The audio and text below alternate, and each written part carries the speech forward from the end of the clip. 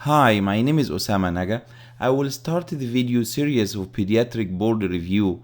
The videos will follow the content of the Pediatric Board Study Guide, a last-minute review book. Pediatric Board Study Guide and the videos will help you identify the gaps in your knowledge for the Pediatric Board examination and improve your patient's outcome. Suggested preparation for the board. You can study the following: Pediatric Board Study Guide, a last-minute review, answer 5 years of American Academy of Pediatric Prep questions, review detailing for figures and radiology. The week before the test, read the last-minute review chapter 27 in the Pediatric Board Study Guide. You can rest 1 or 2 days before the test to allow your brain to rest. The main references I used: the Pediatric Board Study Guide, a last-minute review, Nelson, Pediatrics in Review, and the AAP Prep curriculums. You can find the Pediatric Board Study Guide in Springer website and also Amazon. Now you can start page 1, General Pediatrics with me. My objective in this lecture to discuss growth and development, immunizations, screening, and well visits.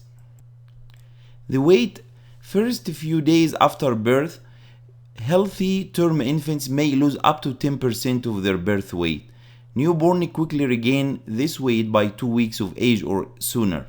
They may not even lose any weight, which is normal. Important to know that weight loss more than 10% to 12% in the first week is a red flag and must be investigated. You start with history, physical examination, then lab if necessary. This is just a hint for you to remember the weight gain in the first 3 months.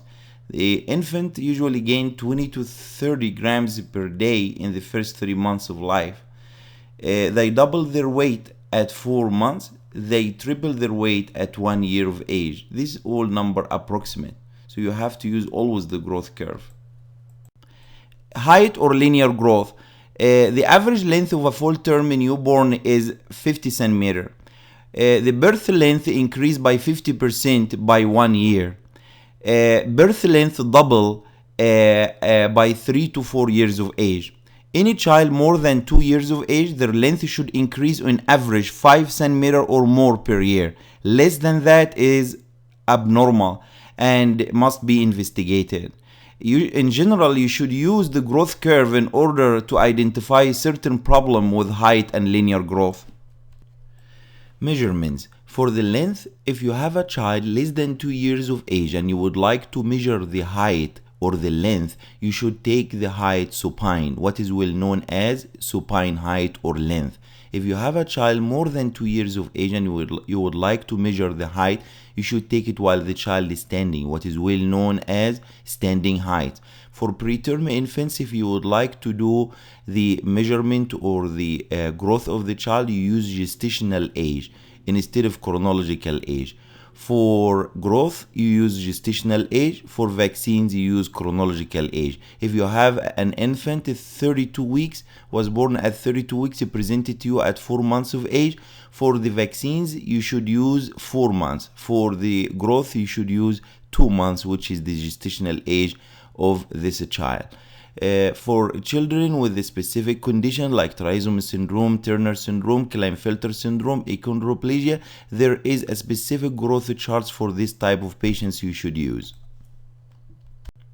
I would like to give you some hints for reading abnormal growth curve. If you have a child presented to you with shifts across 2 or more percentile lines, means if the child presented, for example, for the head circumference at 4 months at 50 percentile, then at 6 months the child become at 98 percentile, this is abnormal. This is a shift more than 2 percentile and should be investigated. Genetic potential shifts on growth curve towards a child genetic potential usually start between 6 and 18 months. For example, if you have small infants born to tall parents, usually this type of children, they begin catch up their growth around 6 months towards the height of their parents. Here I will give you also some hints how to read a abnormal growth curve. For the weight, if you have a child presented with failure to thrive or abnormal weight, usually because of nutritional or malnourished cases. For example, chronic diseases, malabsorption, or neglect. And I will show you the curve now. If you have a child presented with short stature or the linear growth is affected mainly more than the weight, usually the primarily linear growth problems, usually hormonal like endocrinological diseases, genetic diseases, and congenital diseases as well. For example, if you look at this child, this child presented at 5 years of age and was doing okay. The weight is just to start to decline slightly, but at 6 months, at 6 years of age, the weight is going down to below 50th percentile. The height is lagging or is affected, but after the weight. So if you have the weight is mainly affected, is more nutritional. The classic example of that is cystic fibrosis and celiac diseases. This is another example of abnormal growth. This child was doing fine at age of 3. Then at age of 4, he started to have abnormality with the linear growth. So the linear growth started to decline, and with further investigation, they find out that he had growth hormone deficiency. They started the growth hormone therapy at age of 9. Then his growth started to improve to reach the mid-paternal target height. So if you have the height is affected below the 5th percentile, is most likely hormonal. Another example is constitutional delay, genetic short stature. So if the height is affected below 5th percentile or short stature, is most likely hormonal. And if the weight is affected below 5th percentile or below 30th percentile, it is failure to thrive. The classic example of that, celiac disease or cystic fibrosis. Head circumference, it is very important to know how to measure the head circumference. So the average head circumference in full-term infants is 35 centimeter. Normal head growth, usually the head circumference increase 1 centimeter per month in the first 6 months of life, then half a centimeter between 6 months and 12 months of life approximately. Bright Future of American Academy of Pediatrics, they recommend to measure the head circumference from birth to until 2 years of age in each well visit. Measurement, how to measure the head circumference between the most prominent diameter of the head, between the occiput and mid-forehead. Macrocephaly. Macrocephaly is head circumference 2 standard deviation above the mean. Abnormal growth pattern may indicate hydrocephalus or other diseases and must be investigated. Benign microcephaly, the head circumference at 98th percentile with normal development, and usually you will find 1 or 2 parents has large head. Causes of microcephaly, benign familial microcephaly or megalocephaly. Another cause, very important to identify, hydrocephalus. Preterm infants, usually you have to ask about history of intraventricular hemorrhage in preterm infants, and you have to watch their head growth very closely. Chiari-2 malformation, usually associated with meningococcal. Infections like abscess or meningitis can cause hydrocephalus as well. Subdural hematoma caused by trauma or a bleeding disorder also can cause hydrocephalus. Neoplasm. Causes of microcephaly, achondroplasia, Sotos syndrome, which is cerebral gigantism, Alexander syndrome, Canavan disease, gangliosidosis, glutaric aciduria type 1, neurofibromatosis type 1.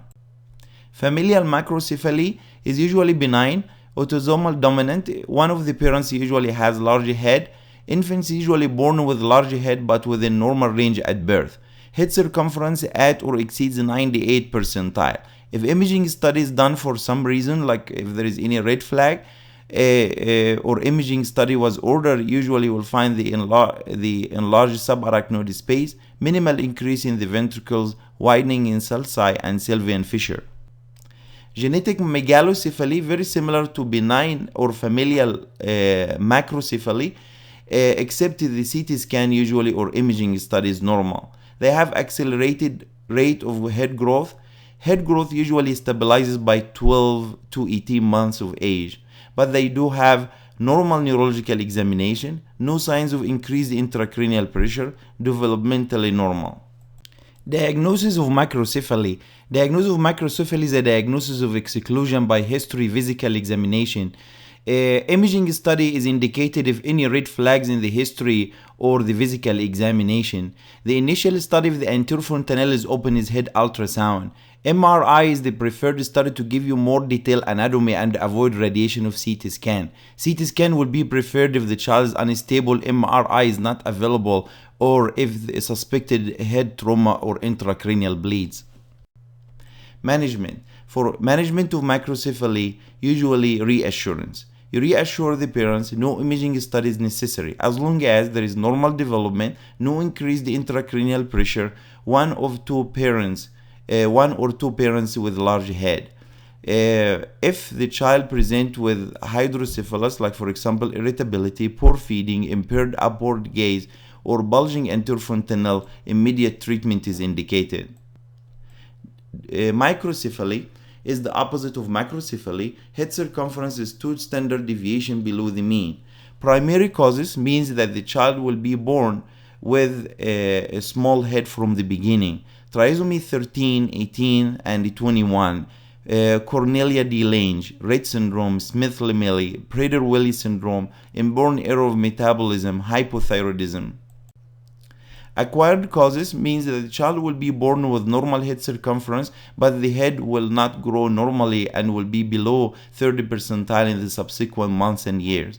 A classic example of that, torch viruses, congenital infection. One of the most common virus affecting the head growth is cytomegalovirus.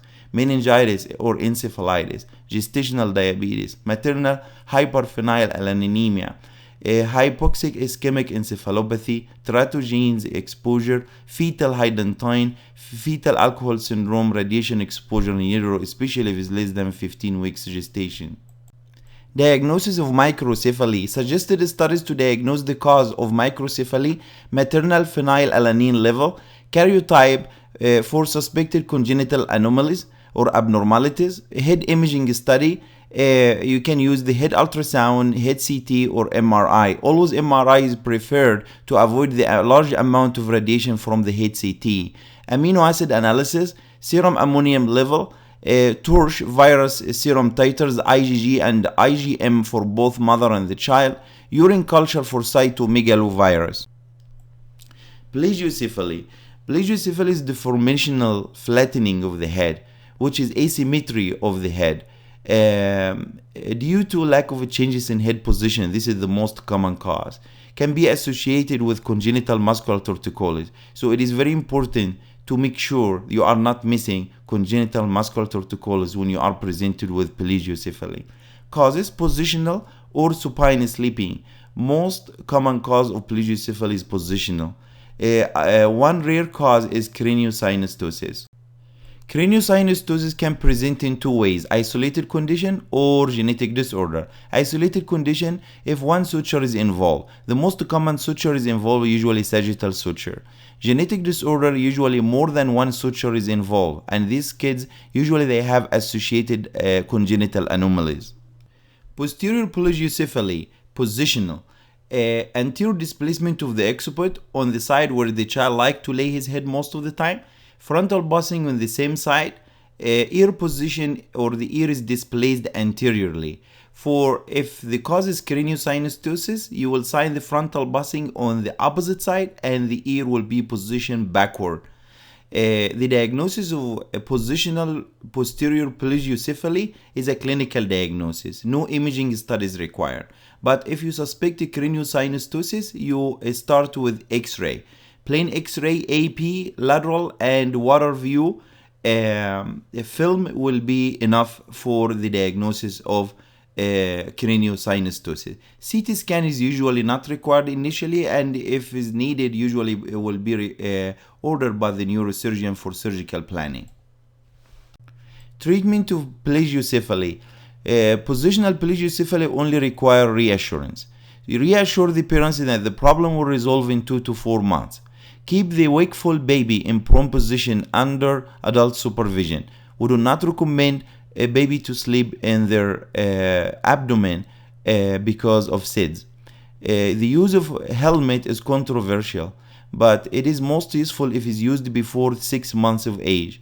May be beneficial in severe cases of posterior plagiocephaly, but remember it requires about 22 hours per day.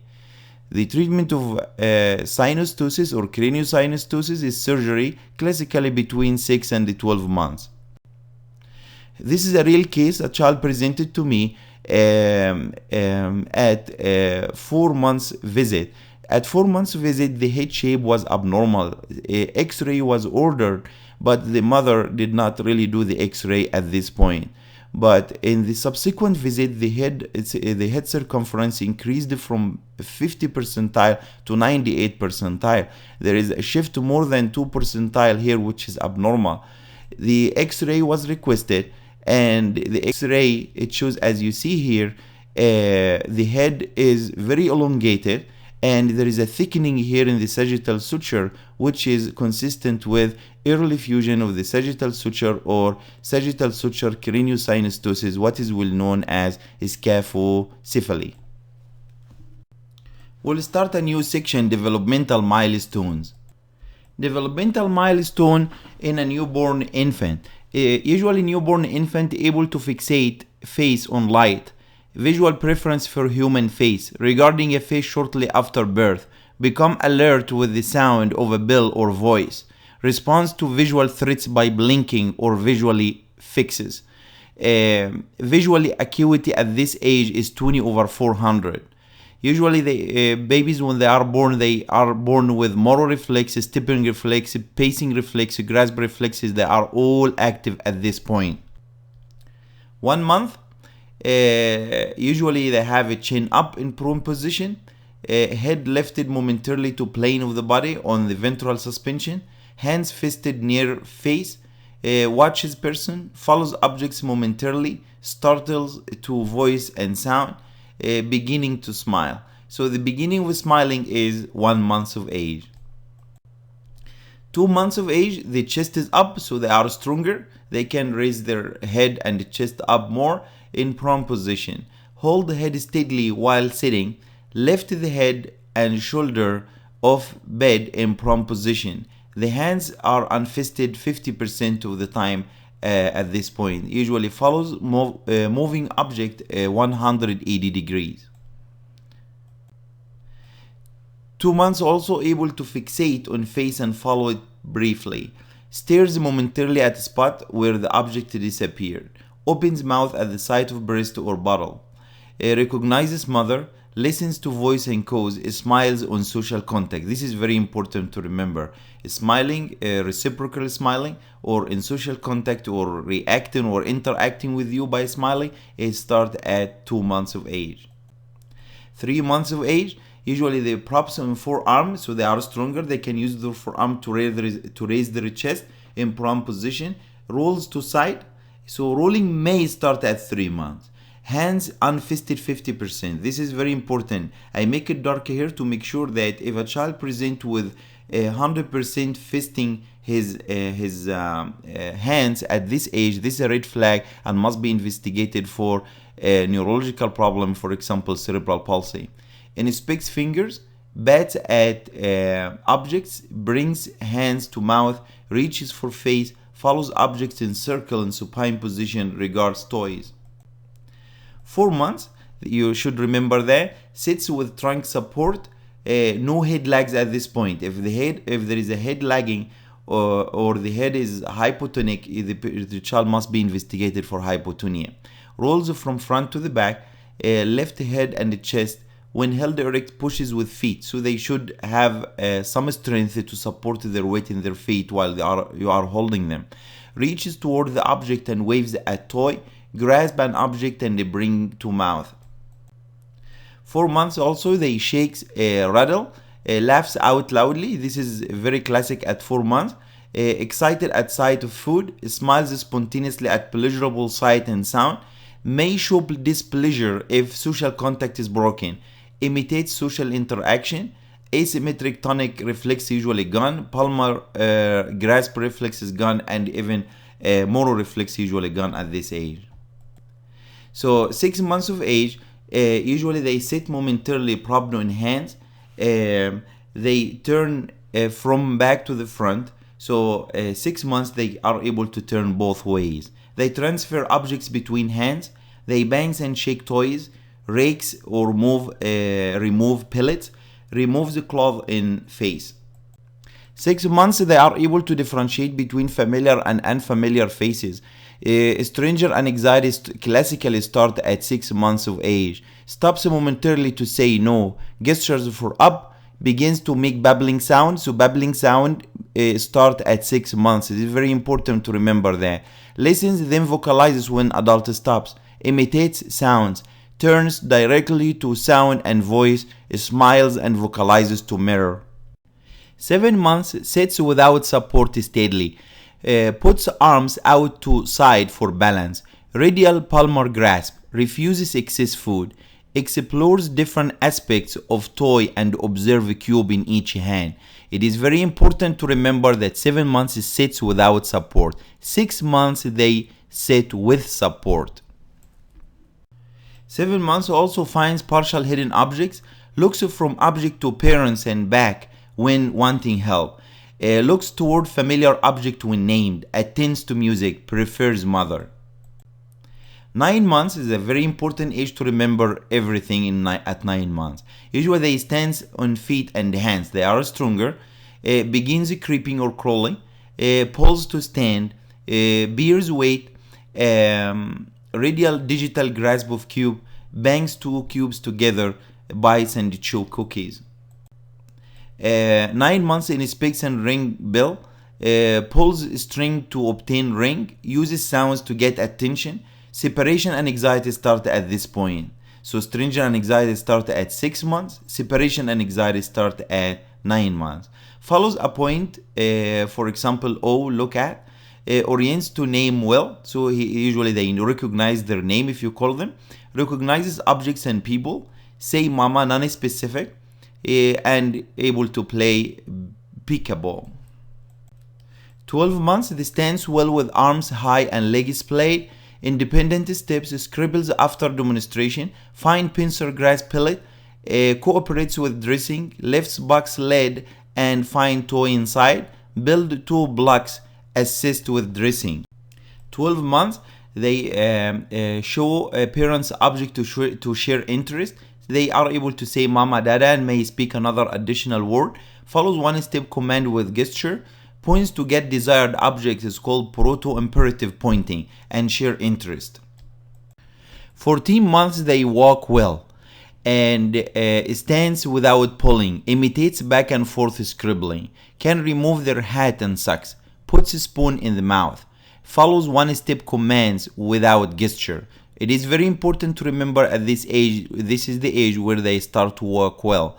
12 months they walk, but they take few independent steps. Of course, the variation you have to keep in consideration, but if a child presents earlier at 12 or 13 months they are not walking well yet, you reassure them, and they expected most of the infants expected to walk well at 14 months. 15 months stoops to pick up a toy from the floor, runs stiff-legged, build a 3 to 4 cube tower, climb on furniture, drinking from a cup, release a pellet into a bottle, scribble with a crayon. 15 months uses a spoon with some spelling, turns pages in a book, points to one body part, follows single command without gesture, hugs adult in reciprocation, gets an object from another room upon demand, uses 3 to 5 words. This is very classic at 15 months. Mature jargoning with real words. 18 months they run well. 14 months they walk well. So remember, 14 months walks well and 18 months runs well. Walk upstairs while holding hand or rails. Creeps downstairs, climbs and sits into a chair, throws a ball while standing, makes 4 cubes tower, able to remove loose garments or cloth, matches pairs of objects, passes image chat for autism. So usually they have their languages well developed, they are able to interact and they pass the image chat at this point. And this is what is recommended to do the image chat to screen for autism at 18 months. 18 months they begin to show shame when does wrong. Points to 2 or 3 objects when named and 3 body parts. Understand mine. Points to familiar people with name. Uses 10 to 25 words at this time. Use giant words, for example, all gone or stop that. Imitate sounds, for example, animal sound. 24 months walks down stairs holding rail, both feet on each step. Kicks a ball without demonstration, throws a ball overhead, jumps with 2 feet, washes and dries hands, takes off clothes without button, imitates a circle, imitates a horizontal line, pretend play.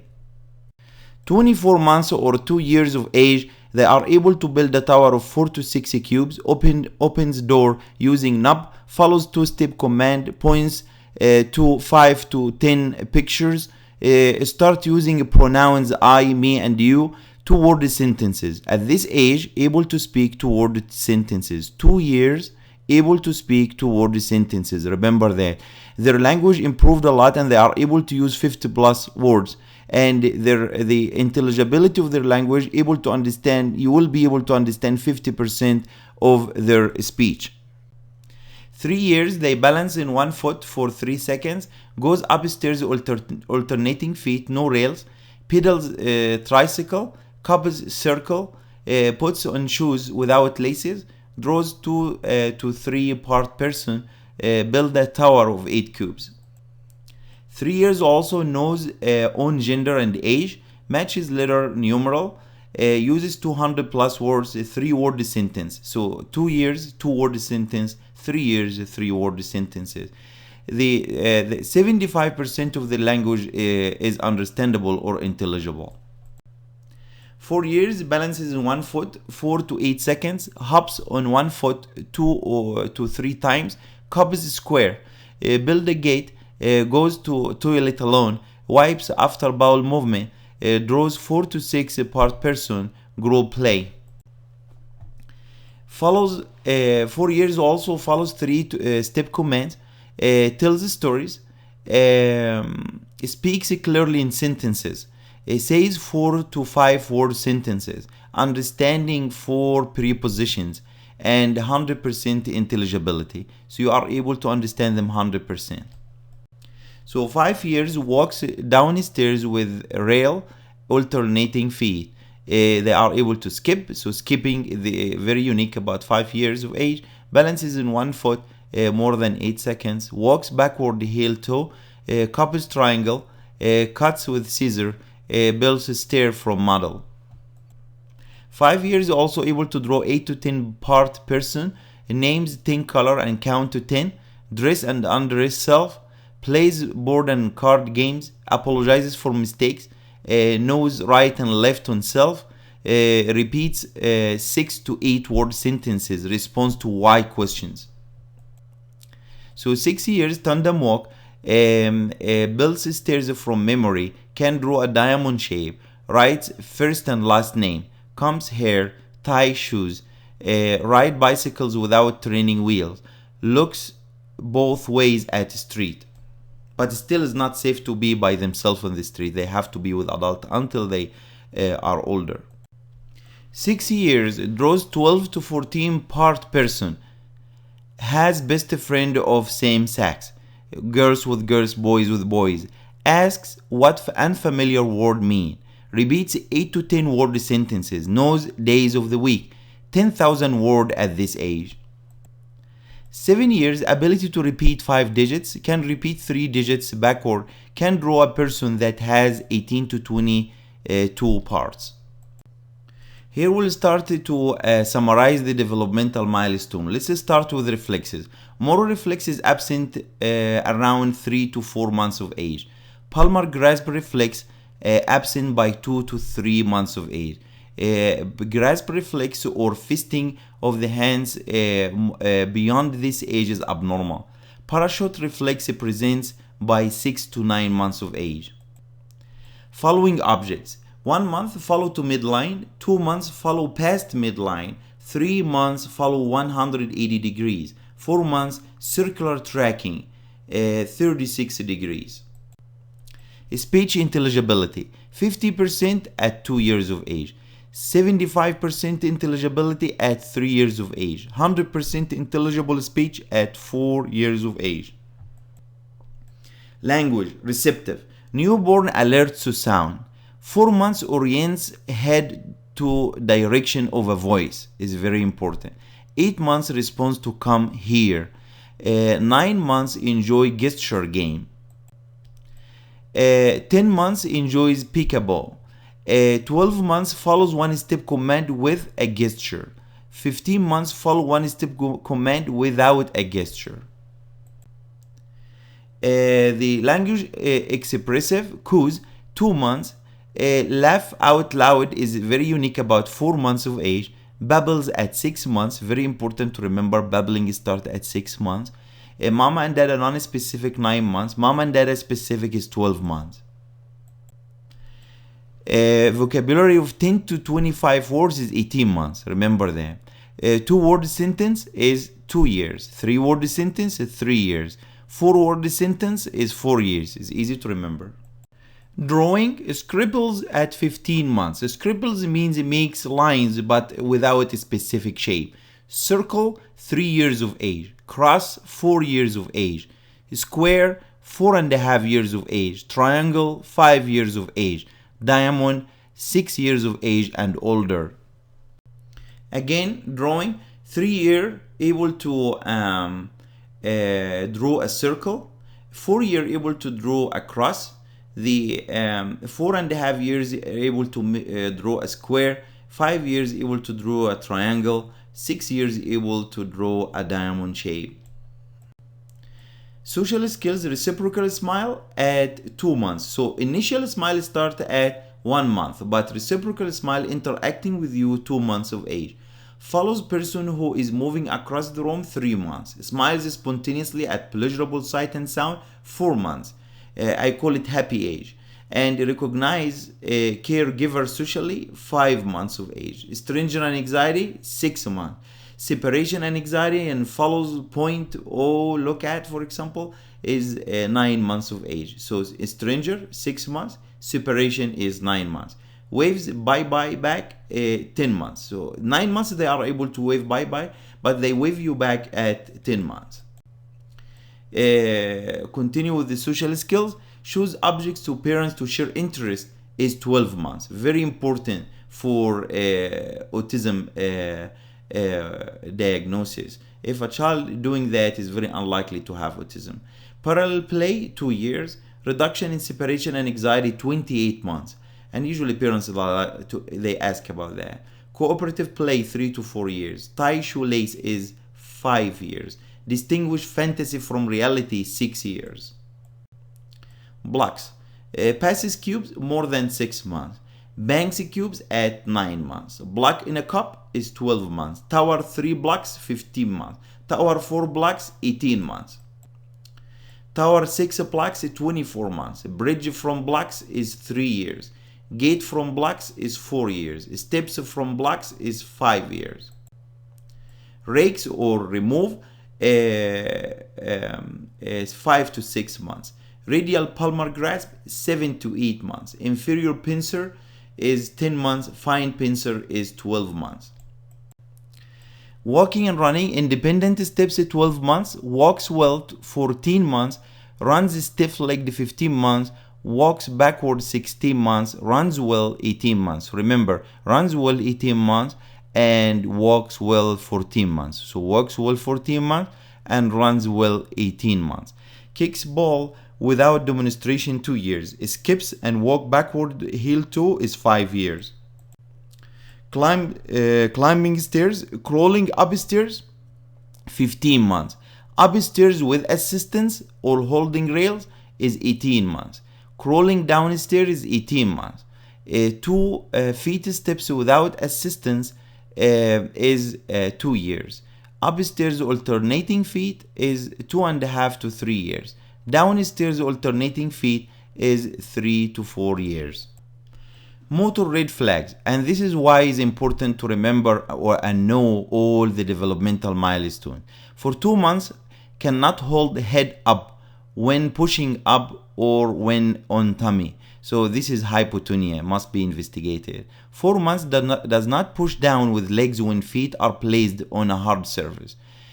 Or 4 months also with head lags. 6 months does not roll over in either direction. Seems very stiff with tight muscles. This is a red flag for cerebral palsy. Seems very floppy like a rag doll.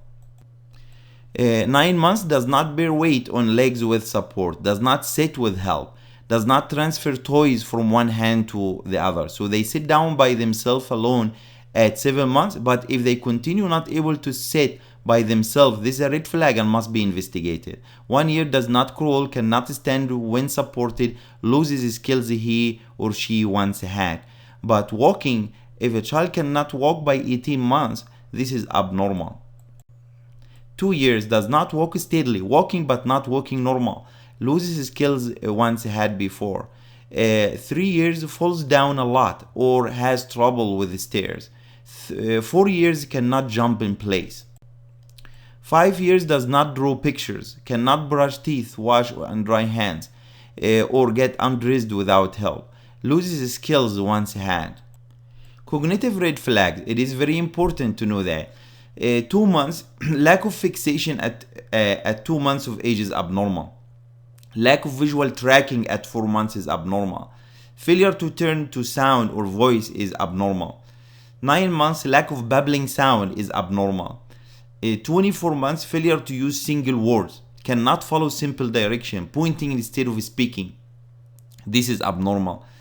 3 years of age, failure to speak in 3-word sentences. 4 years cannot tell a story is a red flag. Now we'll start a new section, immunization. It is very important to know the immunization. It is very hard, but you have to memorize it. You have to remember it because your patients will ask you about it.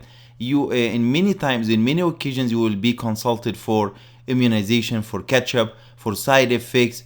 Many questions comes about the immunization in the exam and in real life as well. We give hepatitis B at birth.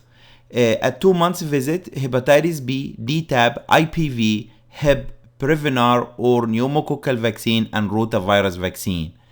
At 4 months visit, DTaP, IPV, Hep, Prevnar and rotavirus vaccine. So remember, this visit you do not need to give hepatitis B.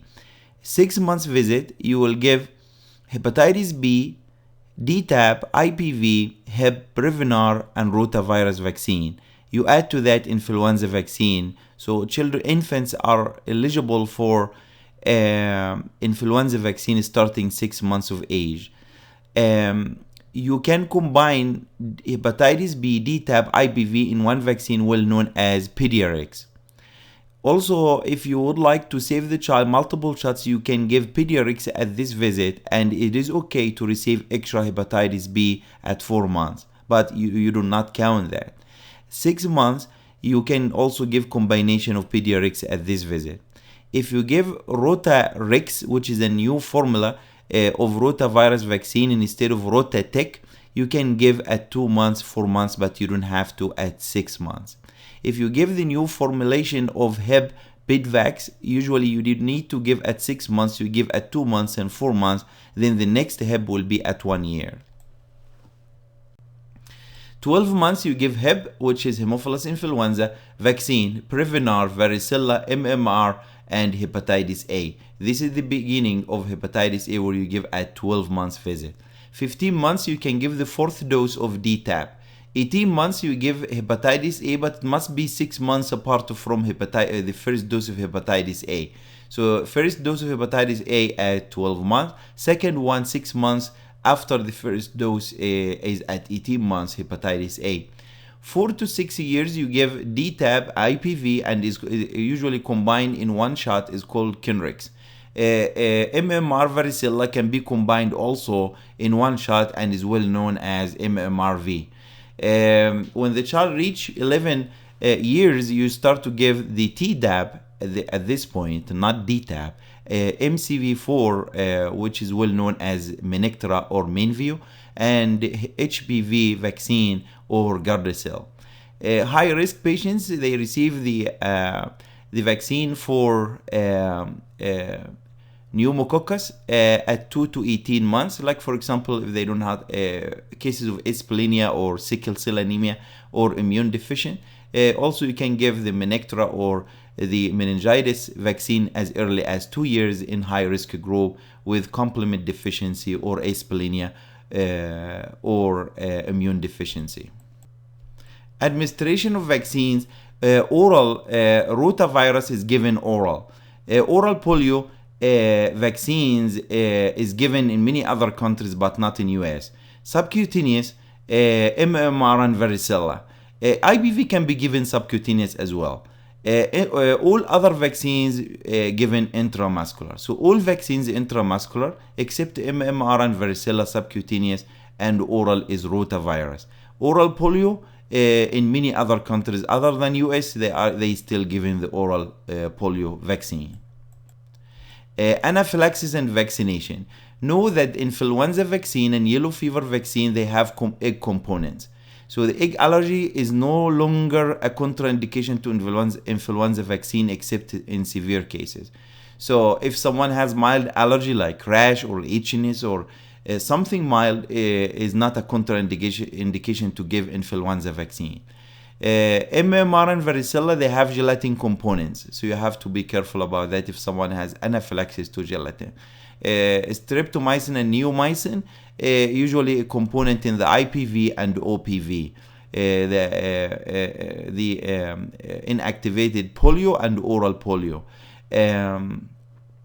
If someone has allergy to streptomycin and neomycin, like severe allergy, you may not give the IPV or OPV without allergist consultation.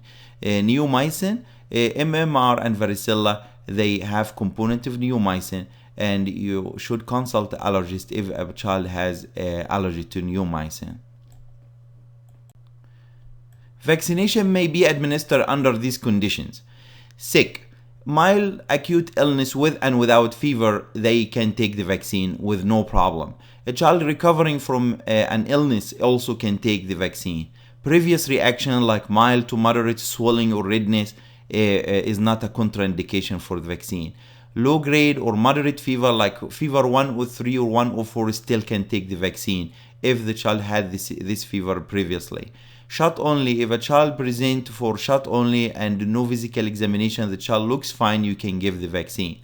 Medications, if a child taking oral antibiotic or certain medication, is not a contraindication to give the vaccine. Preterm birth also, they can receive the vaccines using chronological age, not gestational age. Diseases exposure, recent exposure to a certain infection or infectious disease is not a contraindication to give the vaccine. Allergies, like if you have allergy to penicillin, you can give the vaccine. Other non-vaccine allergies also is not a contraindication. Relative with allergies like mom or dad also is not a contraindication to give the vaccine. Receiving allergen extract immunotherapy for treatment of a severe allergic condition also is not a contraindication. If a child was tested for TB and the PPD is positive, is not a contraindication. Active tuberculosis is not a contraindication to give a vaccine. Let's start with hepatitis B vaccine. This is very important to know. If the mother is hepatitis B positive, if the mother has hepatitis B positive, if the surface antigen is positive, you should administer hepatitis B and immunoglobulin. Hepatitis B and immunoglobulin within 12 hours after birth. If the mother has unknown hepatitis B status, usually administer the hepatitis B within 12 hours. Test the mother. If the mother is positive, you should administer the immunoglobulin as soon as possible, no later than 1 week. Hepatitis B vaccine in premature infants. If it's less than 2 kilo, if the hepatitis B negative mother, hepatitis B vaccine at 1 month or after discharge.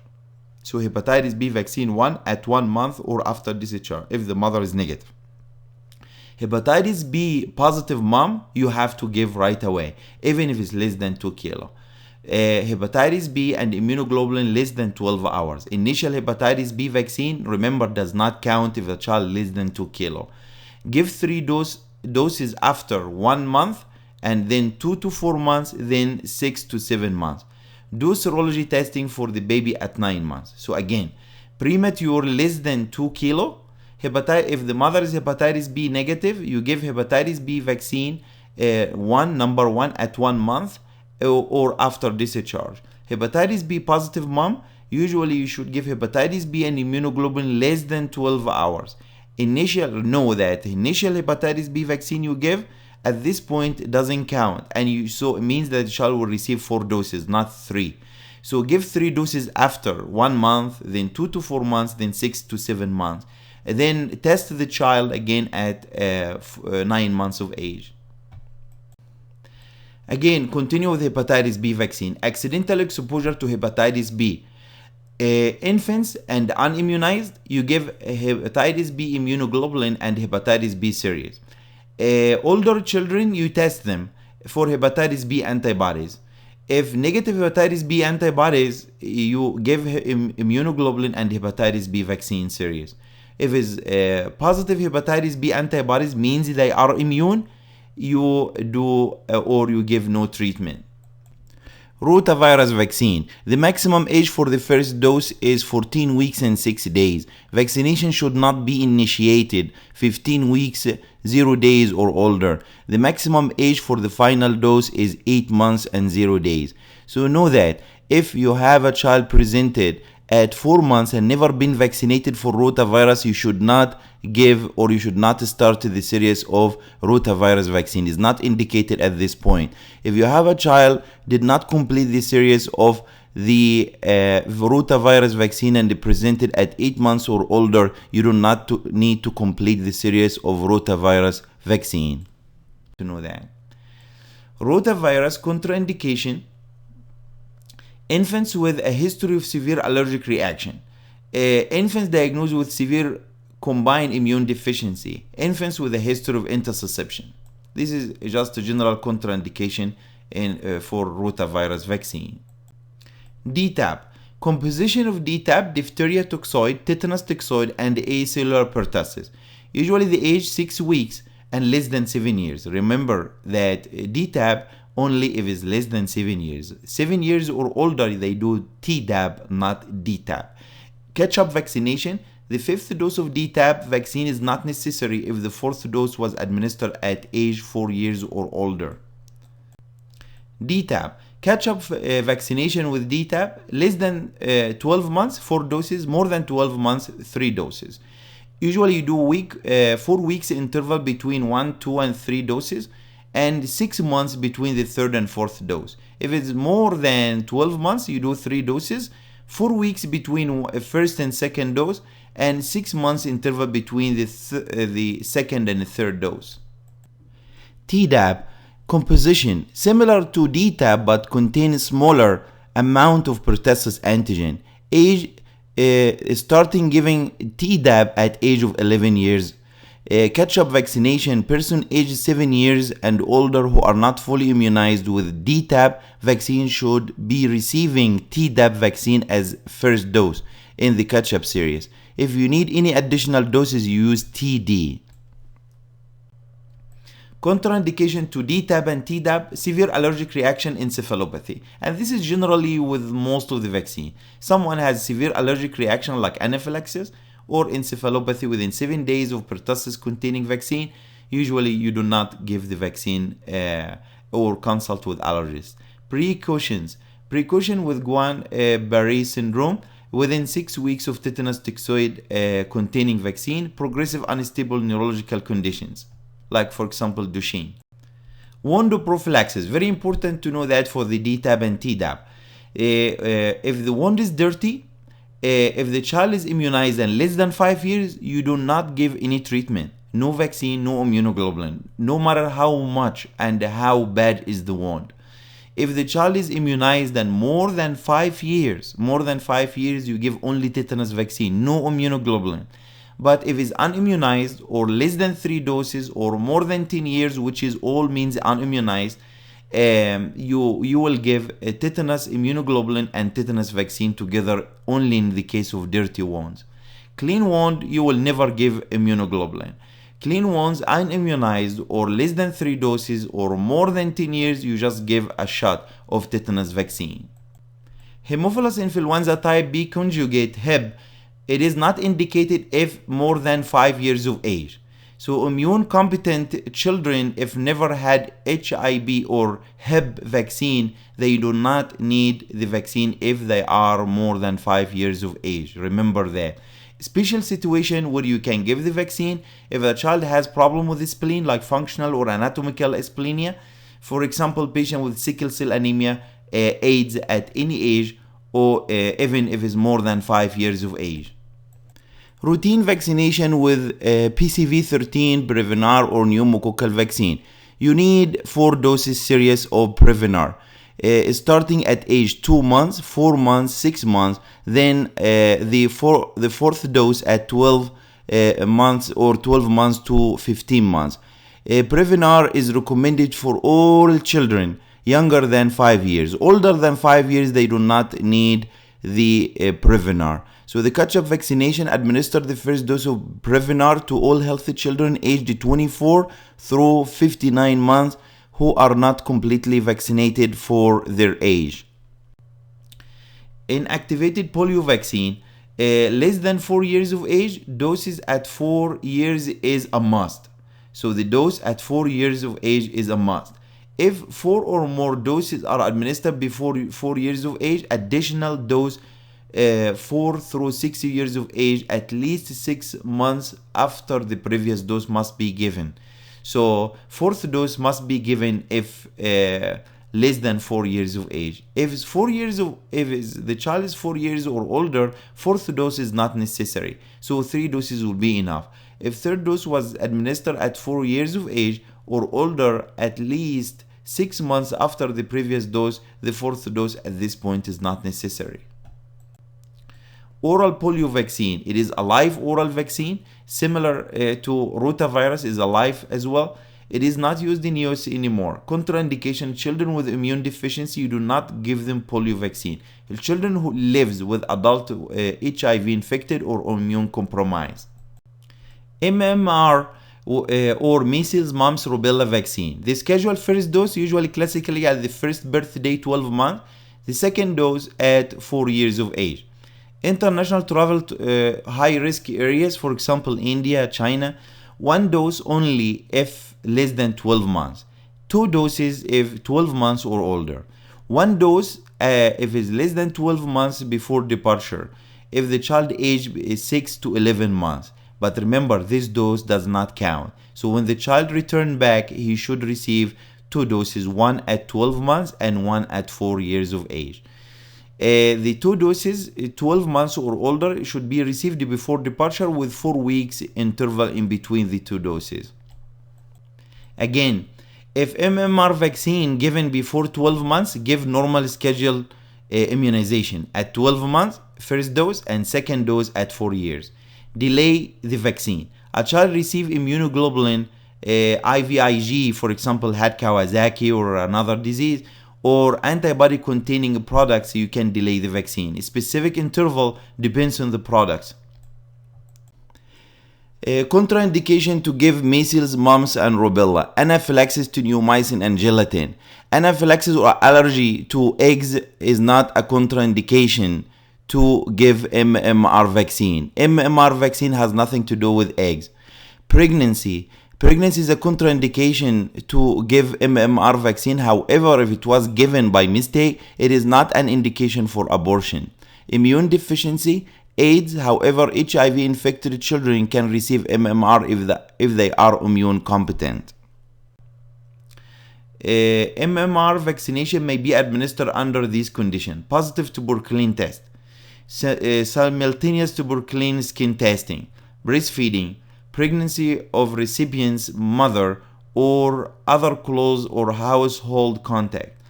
Recipient is female of a childbearing age. Immune deficient family member or household contact, still you can give the vaccine. Asymptomatic or mildly symptomatic HIV infection. Allergy to eggs. Remember, eggs has nothing to do with MMR. Varicella live attenuated virus vaccine containing small amount of neomycin and gelatin. Routine vaccination of varicella is similar to MMR. First dose at 12 months and second dose at 4 years of age.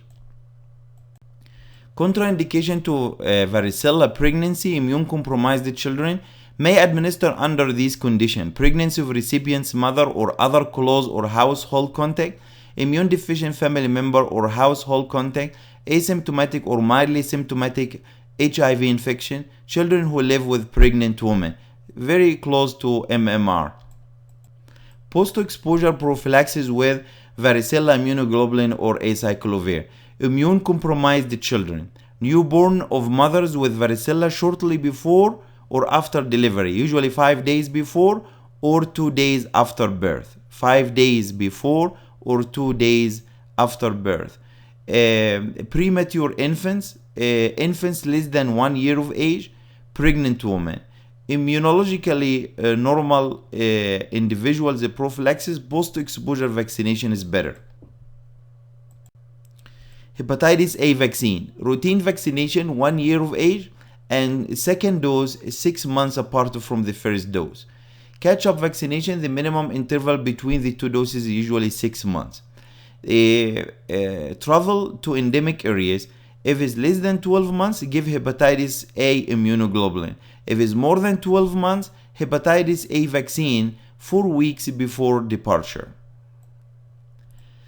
Hepatitis A exposure. If you have a child who was exposed to hepatitis A, if the infant is less than 12 months, you give hepatitis A immunoglobulin. If the child older than 12 months, hepatitis A vaccine within 2 weeks of exposure. Immune compromised or chronic liver disease, you give hepatitis immunoglobulin after exposure. Meningococcal conjugate vaccine indication, all children 11 to 12 months. Meningococcal vaccine or vaccine for meningitis. Vaccination in high-risk condition, children with anatomic or functional asplenia, including sickle cell anemia, children with persistent complement component deficiency or recurrent meningitis, bacterial meningitis, especially with Neisseria, children with HIV if it's more than 2 years. Know that MCV4 or Menectra do not cover B strain. Know that the B strain is responsible for majority of the cases of meningitis. So B strain is bad and is not contained in MCV4. Exposure to meningitis or any person infected with meningococcal bacteria. Close contacts, household contact, people living together, daycare or preschool, spending most of the day together, intubating a person and exposed to secretions. Initiate prophylaxis within 24 hours. Medication recommended for prophylaxis: rifampin, Cipro, ceftriaxone if the person or the woman is pregnant. Human papilloma virus vaccine is well known as Gardasil.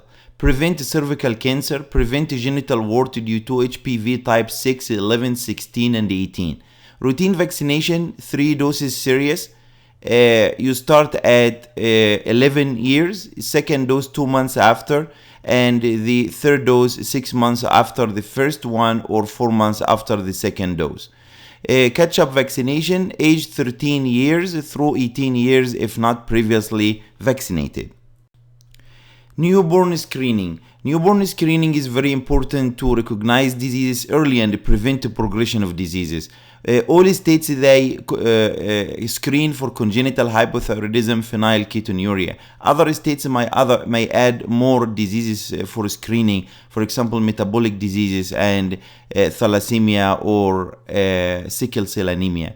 The timing, the best time for doing the first newborn screen older than 12 hours before discharge. Second newborn screen 2 weeks after in most of the states.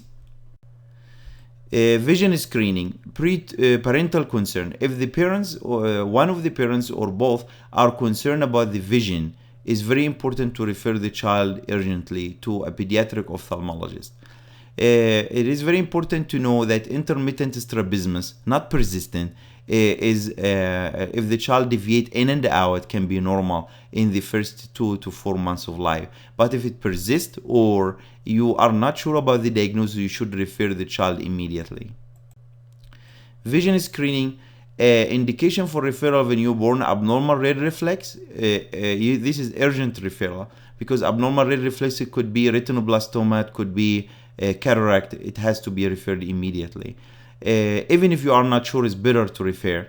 Persistent strabismus also has to be referred. History of retinoblastoma of the one of the family member also has to be referred, even if the red reflex is normal. Indication for referral: 1 month to 3 years. Poor tracking by 3 months. Persistent eye deviation, strabismus, occasional strabismus, or eye deviation beyond 4 months of age. Chronic tearing or discharge. This a classic example of abnormal red reflex. This child has normal red reflex in the left eye. The right eye is the reflex is yellow, which is abnormal and consistent with retinoblastoma. After the investigation, this child had retinoblastoma in the right eye. Indication for referral: 3 to 5 years of age. Failed vision screen or cannot read. 20/40 with one eye or both eyes. 2-line difference between both eyes, like one eye is 20/40 and another eye is 20/20. This is abnormal. Indication for referral of the child more than 5 years of age, cannot read, at least 20/30 with one eye or both eyes, or 2-line difference between eyes, not reading at grade level. Indication for referral: children at any age. Retinopathy of prematurity, family history of retinoblastoma, congenital glaucoma, congenital cataracts, a severe systemic disease with eye disorder, like for example retinopathy, uveitis, like for example juvenile idiopathic arthropathy, glaucoma, nystagmus, neurodevelopmental delays. Hearing screen. AEP recommends screening all infants by age of 3 months. Formal hearing screening to all children at 3, 4, and 5 years of age, then 2 to 3 years afterward until adolescence. The method of screening: usually auditory brainstem response testing, ABR. The goal for screening: identify hearing loss at 35 decibel or greater in 500 to 4000 Hz range. Indication for hearing screening in a special situation: parent express concern. So if one of the parents express that he is worried about hearing, you should test the hearing. Language also, or developmental delays. If there is any speech delay, you should test the hearing. History of bacterial meningitis also is an indication for hearing test. Neonatal CMV, cytomegaloviral infection, head trauma, syndrome associated with hearing loss, for example, Alport syndrome, exposure to ototoxic medication, aminoglycoside, for example. Blood pressure indication. All children on yearly basis, starting at 3 years of age, you should start measuring blood pressure. Coexisting condition associated with hypertension also, they should be measured even from birth. Pediatric cuff size is very important to know. Minimum cuff size: the width more than 2/3 length of the upper arm. Width should be more than 40% of the arm circumference. The minimum cuff length: the bladder nearly encircle all the arm. The bladder length should be 80 to 100% of the circumference of the arm. Normal blood pressure less than 90 percentile for age and sex. If blood pressure is more than 95th percentile, should be confirmed over a period of days to weeks. Special situation: if you have a child crying, is not a good reading. You should not consider this blood pressure. So try to do it when the child is not crying and relax. The sick and hospitalized patient also may give you a false elevation of blood pressure. Screening for lead. This is very important topic. American Academy of Pediatrics and CDC developed new recommendations. All Medicaid eligible must be screened at age 1 and 2 years. Children living in high risk environments, for example, more than 12% of children have elevated blood lead levels. children who have siblings with elevated blood lead levels above 10 microgram per deciliter, immigrants and international adoptees. Measurement of lead. Venous lead levels are more accurate than finger stick measurement due to high contamination from skin surfaces. An elevated capillary blood lead level should be confirmed with a venous sample. So if you have any elevated capillary blood lead level, usually the best thing to do before taking any action, confirm with venous sample. Lead interventional threshold now lowered to 5 microgram per deciliter. The effect of lead intoxication. A decline of 2 to 3 points in a children's IQ for each rise above 10 microgram per deciliter. Usually associated with iron deficiency and anemia because of increased lead absorption, and the anemia usually microcytic. One of the causes of microcytic anemia is lead toxicity. Neurotoxicity also may cause encephalopathy, seizures, and hearing loss. Abdominal colic and pain, constipation as well, renal diseases, growth failure, dental caries, spontaneous abortions, and death. Lead exposure. If you have lead level less than 10 microgram per deciliter, education is very important, monitoring and environmental control and intervention at this point. Usually you should retest in 3 months with venous sample of any exposure. Lead level between 10 and 19 microgram per deciliter, you do the same education, environmental control, and also you need to repeat with venous sample in 1 week to 1 month. A lead level between 20 and 44 microgram per deciliter, you do the same thing also in step 1, education and environmental control, plus you will, at this point you will do CBC, abdominal radiograph, bowel decontamination. You may consider chelation therapy. It's not a must, but you may ask expert in lead toxicity. Lead exposure also, if the lead level is 45 to 69, at this point also you do the step 1, education and environmental intervention. You need to confirm within 24 to 48 hours with a venous sample. Also at this point, any lead level 45 or more is eligible for Saxamer or oral chelating agent for lead. Also, you have to do complete neurological examination. Lead level 70 or more or associated with encephalopathy, you hospitalize immediately and you confirm with a venous sample stat. Also, dimercaprol is the venous or IV chelating agent of choice at this point.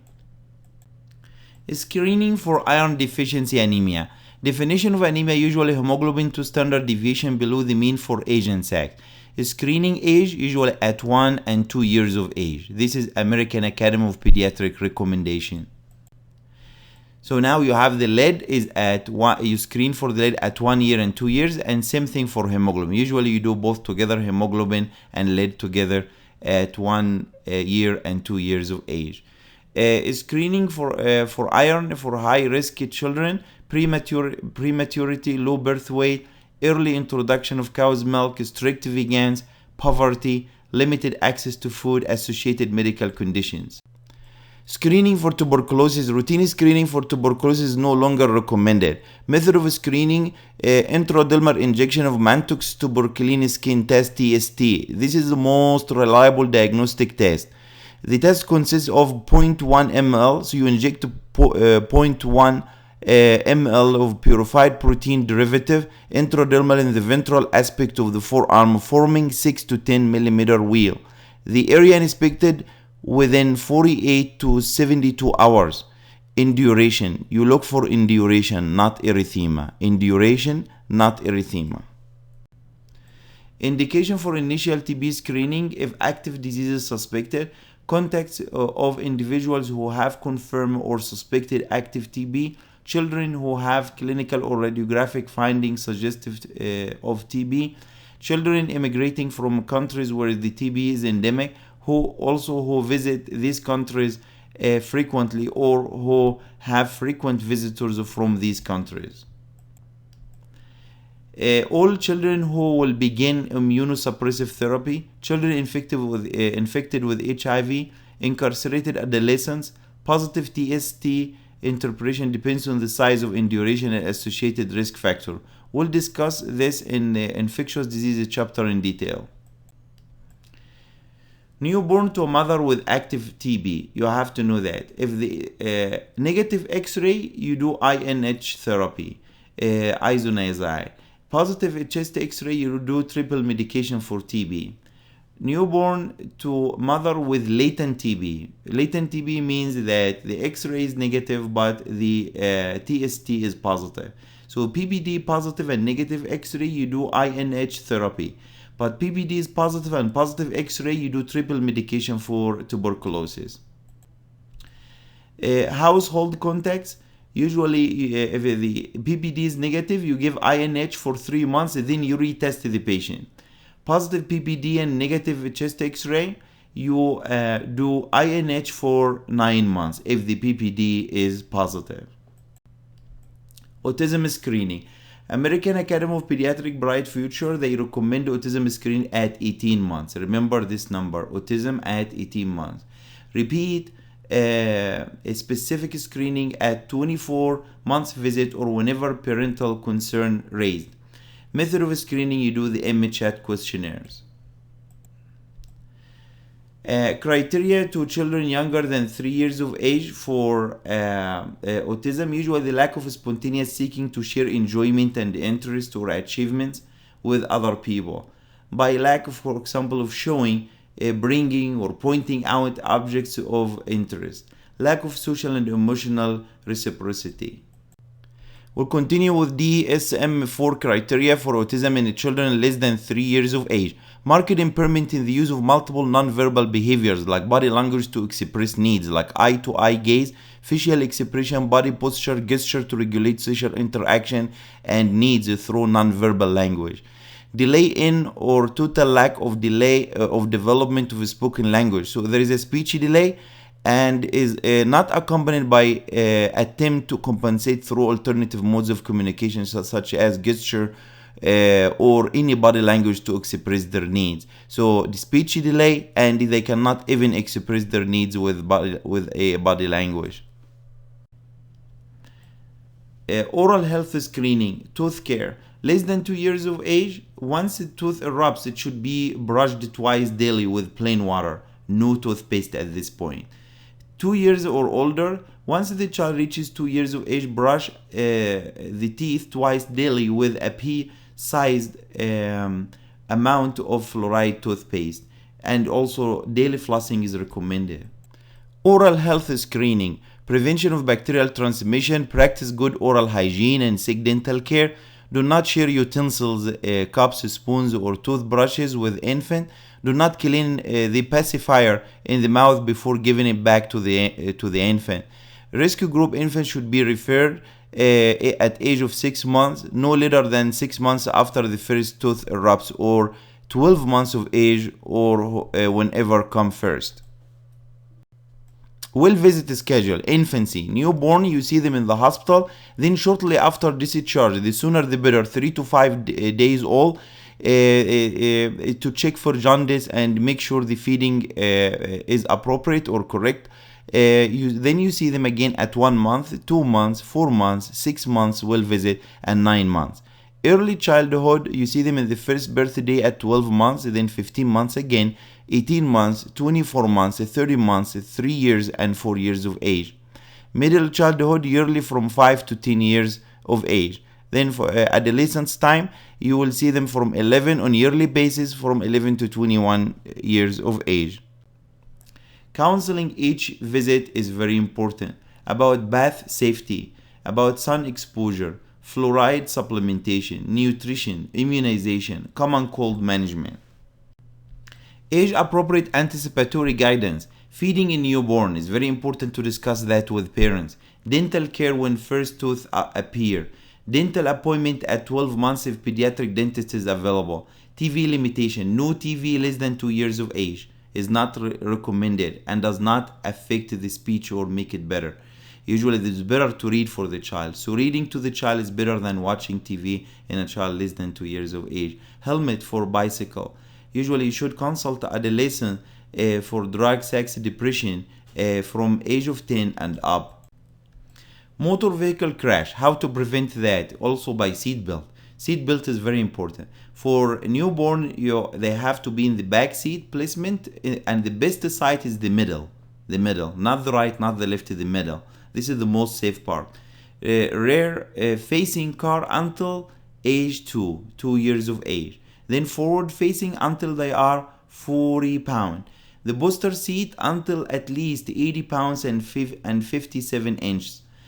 Older children until at least 13 years of age, they should be in the back seat. No front seat before 13 years of age.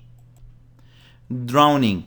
Fence. You have to have a fence when you have a swimming pool at home. Advise parents always to have 4-sided fence around the swimming pool, and the height is 4 feet, and it has self-closing gate. Life jackets. Wear life jackets on boats and when playing near water. Do not leave children unattended in baths. Supervise closely. Adults should be within one arm's reach of a child in or near water. More than one arm reach size, usually there is a high risk of drowning. Fire and burns. Smoke detector. Install a smoke detector on every floor level at home and near sleeping area especially. Adjust temperature to be 120 Fahrenheit or less, not more than that. Do not drink hot liquids or hot coffee or tea near children. Never leave the stove unattended. Know that sharp demarcated burn raises the possibility of a child abuse. Sun exposure. Clothing is very important to when you are doing outdoor activity, wear the proper clothing and the hat. The timing, minimize peak midday sun. The business hours from 10 a.m. to 4 p.m. you have the ultraviolet B waves, which can cause skin burn and also increase the risk of skin cancer, which is rare in children but is still possible. Applying sunscreen and wearing glasses, also sunglasses, is very important. Infants less than 6 months of age should be kept out of direct sunlight, and usually you have to protect them with clothing and hats. Sunscreen, the sun protection factor should be 15 or more. The higher the better. The higher the more protection. It's very important to use for children. Guns. If you choose to have a gun at home, the unloaded gun and ammunition, so the magazine and the gun should be separate and must be kept in a separate locked cabinet. Poisoning. Keep all the potential poison in the original container and out of reach of children. Keep all medication out of reach. Place child-resistant caps on medication so they cannot open it. Install carbon monoxide detectors on every floor level, especially near the sleeping area as well. Keep poison control number near the phone, 1-800-222-1222. Threats to breathing. Remove comforters, pillows, bumpers, and stuffed animals from crib to prevent suffocation. Avoid nuts, carrots, popcorn, and hot dogs. Hot dogs can cause sudden death and suffocation in children.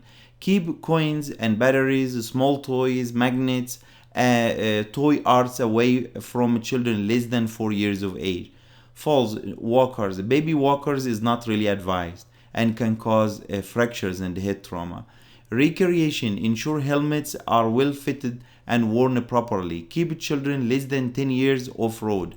They cannot cross the road by themselves if they are less than 10. Bicycle. Helmet. Wear properly fitted bicycle or multi-sport helmets each ride. All helmets should be replaced at least every 5 years or sooner if the manufacturer recommends it. Bicycle safety. Parents and the children should learn all essential aspects of bicycle safety. For example, reflectors, brakes, tires, everything. Passengers should be at least 1 year. If you choose to have your child with you on the bike, it has to be 1 year or older. Most children have sufficient muscle strength to control the head movement if sudden stop happen if they are older than 1 year. Breastfeeding. Colostrum normally low in volume and rich in antibodies, so reassure the parents it is okay to have a low flow in the first few days after birth. Poor and irregular feeding is normal in the beginning. Supplementation. Mother should resist the supplementation with formula in the first few weeks. Always you should tell them no water whatsoever before 4 months of age. Frequency of breastfeeding. Baby should feed on demands. So no every 2 to 3 hours, every 4 hours. So feeding always in demand. The more frequent, the more milk flow, the more successful breastfeeding. Gaps. Newborn should not go longer than 4 to 5 hours without feeding, even at night, because of the risk of hypoglycemia. Weight loss. Also, again, infants may lose 10% of birth weight before regaining it within 10 to 14 days after birth. They may not lose weight at all. Best indicator of appropriate feeding is the number of wet diapers, not stooling. Stooling varies. Formula, the frequency of the formula similar to breastfeeding, so feeding always in demand. It changed to a cup. It changed from bottle to a cup between 9 to 12 months to prepare the children not to use the bottle and prevent dental decay. No bottle propping. Do not leave the bottle in the bed for a child to sleep. Bottle in the bed to sleep can cause significant problem with dental caries. Solid food timing. The solid food introduction between 4 and 6 months is controversial, but everybody agree that 6 months and up you should introduce solid food. Better to introduce only one new item. So classically you do one new item every 3 to 4 days. Do not mix food together for first time, because the child might develop allergy and hives and you will not know which one is causing that. Food type. Avoid food items that cause aspiration. Raw carrots, hard candy, hot dog pieces if less than 3 years of age. No skim or low fat milk before 2 years of age. No salt or sugar to be added to infants' diet. No honey in the first years of life because of botulism.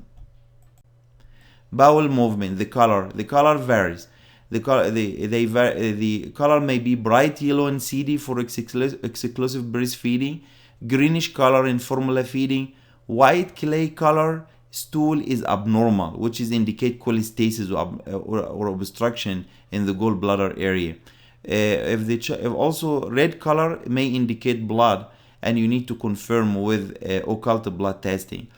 Black stool after 5 days also is abnormal, may indicate upper GI bleed.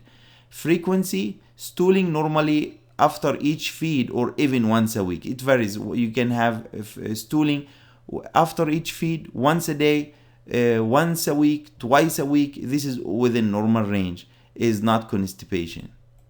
Vitamin D. The dose of vitamin D is 400 international units on daily basis. You should start vitamin D for breastfed infants within days of birth until the child is 1 year. Formula fed infants, if it's less than 1 liter, you have to give vitamin D every day. If it's more than 1 liter, the formula fortified milk, usually it has 400 international units, so you don't have to. Iron supplementation. Full term healthy infants breastfeeding, you should start iron supplementation at 4 months. For preterm infants, you start from birth through 12 months. So full term again, you start iron supplementation for breastfed infants at 4 months. For preterm infants, you start from birth through 12 months. There is no need for iron supplementation if infants feeding more than 1 liter of iron fortified formula. Usually it has enough iron. Fluoride. Start age, none if less than 6 months. Fluoride in water supply level. If the level is less than 0.3, begin supplementation at 6 months. If the level is more than 0.6, no need for taking extra fluoride. Toothpaste tips is very important to know that. None if less than 2 years of age. Less than 6 years of age should use only pea size. Screening for immigrants or internationally adopted children. Active tuberculosis, you should screen them for that. HIV, syphilis, gonorrhea, lymphogranuloma venerum, chancroid, leprosy. No laboratory testing is required for children less than 15 years of age. Evaluation of immigrants. Depending on the country of origin and living condition, for example, orphan, refugee camp, Immunization record, very important to know that. Immunization record is acceptable from other countries, but you have to have 3 items: the date, the dose, the name of the vaccine. If you have these 3 items, you should consider the immunization record, and you don't have to repeat. If no immunization record or any of this documentation is not available, you have to start all over again. Common health problems in high-risk immigrants, infections. So you should consider or look for any infections and screen the patients by history, physical examination, or lab if necessary. For infections, immunization status, you have to check immunization status of each immigrant. Tuberculosis, parasites, Hepatitis B status, HIV, syphilis, malaria, ovan parasite. You should expect ovan parasite infection, especially if there is a peripheral eosinophilia. Nutrition, you should check for anemia and malnutrition, rickets, iodine deficiency. Common health problem also in high-risk immigrants, toxins. You should check for lead toxicity, prenatal alcohol exposure, and radiation exposure. You should check or evaluate the child for growth and development and milestones, estimated age. What is the exact age of the child? Screen the vision and the hearing. Check the dental status and check for dental caries or any dental problem, congenital defects, and developmental delays. Infantile colic. It's a common problem and make the parent very frustrated because of continuous cry. So usually this problem peak at age of 6 weeks. And usually in the evening hours when the parents they want to rest the most. Infantile colic is usually make the baby cry and make the parent frustrated. Usually colic occurs once or twice a day, but the difference between infantile colic, the benign one, that the infant should respond to comforting when you hold the infant, so the cry is consolable. Baby act happy between the bouts of crying. Possible causes of infantile colic: reflux, overfeeding, underfeeding, temperature, milk protein allergy, early introduction of solids, exposure to cigarette smoking, low birth weight. Red flags: baby crying more than 3 hours, non-consolable, is not normal and must be examined and investigated. Limb pain. Characteristic feature of growing or limb pain is usually deep aching pain in the muscle of the legs. Most pain occur in the middle of the night or in the evening, usually resolve in the morning or with some massage or analgesic like ibuprofen. No joint involvement, no swelling, no limping. So it's a diagnosis of exclusion. Be careful before giving a growing pain. You must take a history and good physical examination. It's a diagnosis of exclusion. Red flags of limb pain: fever and chills. It is not normal to have fever and chills. You cannot give a diagnosis of growing pain if the child presents with fever and chills. You should consider osteomyelitis, arthritis. Toddler fracture: any child or toddler refusing to walk or bear weight on a limb, you should consider fracture or any other abnormalities, even if the x-ray is normal. Limping: you cannot give a diagnosis of growing pain when a child is limping. Morning stiffness: you should consider juvenile idiopathic arthritis. Nocturnal pain, neoplasm like osteosarcoma for example. Back pain and tenderness, discitis. So if you have a child with tenderness in the back and refusing to walk for example, you should consider discitis. This diagnosis is very important always to keep in mind because missing this diagnosis is common. Signs of weakness like for example paresthesia or incontinence may be detected in acute spinal cord syndrome. Dark or discolored urine, you should think about myositis. Easy bruising, weight loss, bone pain, you should consider leukemia. This video is only for educational purposes. Please consult the physician of your child for the correct diagnosis and the treatment. Thank you very much.